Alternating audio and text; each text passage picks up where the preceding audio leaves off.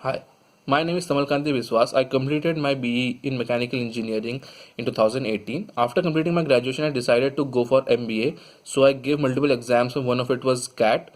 I scored a percentile of 97.37 in CAT 2018. After I decided that I want to sit for CAT, I went on the internet and started searching how to prepare for it. At that time, I came across Handaka Funda. I was looking for a platform that would give me all the necessary do's and don'ts for CAT and should be affordable too. And Handaka Funda had it all, so I went with it. The study material included in the course contains everything that a person would need to crack CAT, and the video tutorials make the learning so easy. And there are live doubt sessions which are also held every weekend.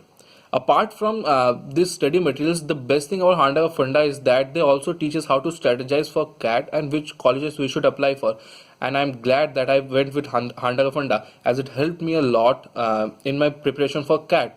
So anyone out there who wants to do his best in CAT and excel CAT should go with Handaka Funda as it is the best there they can get. Thank you.